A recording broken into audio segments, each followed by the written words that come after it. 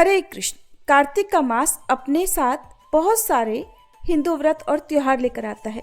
इन्हीं में से एक है 5 दिनों तक चलने वाला दीपावली का पर्व, जो कि धनतेरस से शुरू होकर भाई दूज के दिन समाप्त होता है।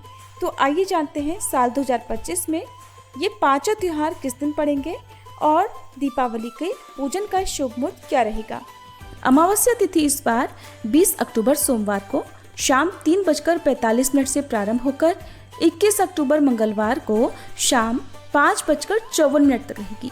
और हर साल कार्तिक अमावस्या के दिन ही, जब प्रदोष काल व्यापिनी अमावस्या तिथि है, तब उस तिथि में ही दीपावली का पर्व मनाना ज़्यादा शुभ माना जाता है।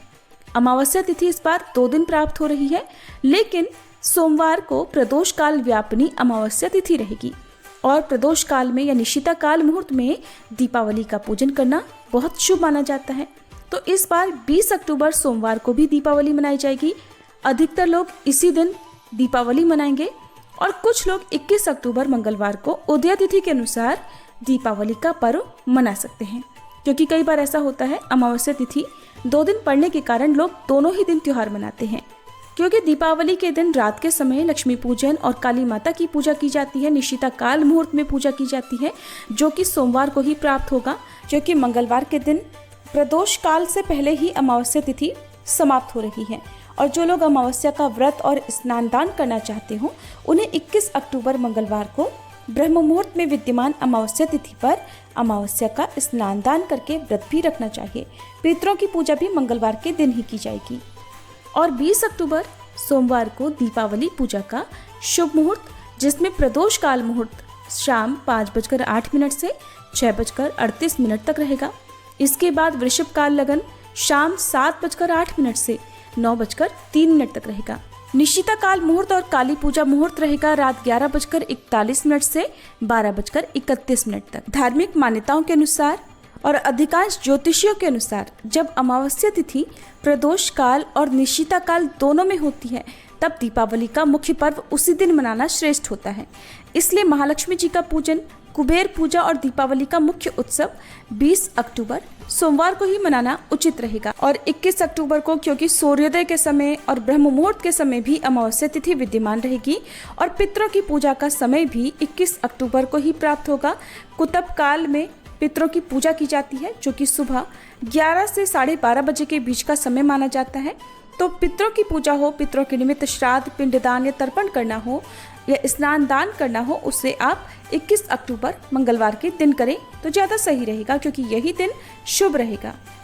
धनतेरस के दिन से ही दीपावली की शुरुआत हो जाती है और इस बार धनतेरस का पर्व 18 अक्टूबर शनिवार को मनाया जाएगा। काली चौदस 19 अक्टूबर रविवार के दिन रहेगी और नरक चतुर्दशी का जो स्नान है, जिसे अभ्यंग स्नान कहते हैं, वो 20 अक्टूबर सोमवार को सुबह किया जाएगा। इसके अलावा दीपावली का पर्व और दीपावली लक्ष्मी पूजा 20 अक्टूबर सोमवार को रहेगी। देव दिवाली और अमावस्या का व्रत स्नान दान किया जाएगा 21 अक्टूबर मंगलवार को। अन्नकूट या गोवर्धन पूजा 22 अक्टूबर बुधवार को और भाई दूज का पर्व 23 अक्टूबर गुरुवार को मनाया जाएगा। आइए जानते हैं दीपावली के इन 5 दिनों में कितने दीप कब कब और कहाँ कहाँ जलाने चाहिए। तो धनतेरस के दिन 13 की संख्या में दीप जलाए जाते हैं, जिन्हें आप अपने आसपास के पवित्र पौधों के नीचे और अपने घर के मुख्य द्वार पर, घर के मंदिर में जला सकते हैं।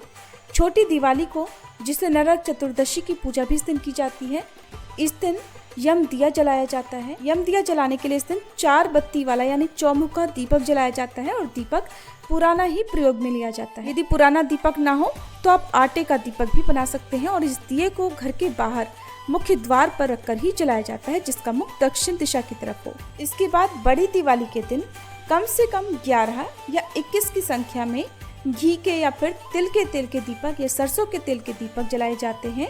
और इसके अलावा आपकी जितनी सामर्थ्य हो 51, 121 या 501 दिए भी आप अपने घर पर जला सकते हैं। दीपावली के अगले दिन भी दीपक जलाए जाते हैं, जिस दिन गोवर्धन पूजा की जाती है। इस दिन आसपास किसी गौशाला के पास में या गौ माता के निकट दीपक जलाने से जन्म जन्मांतर के पापों का नाश होता है। और फिर भाई दूज के दिन कम से कम 2 दीपक आपको अपने घर के मुख्य द्वार पर जलाकर रखने चाहिए। ये थी आज की वीडियो। जानकारी आपको कैसी लगी? वीडियो को लाइक करके कमेंट बॉक्स में जरूर बताइएगा।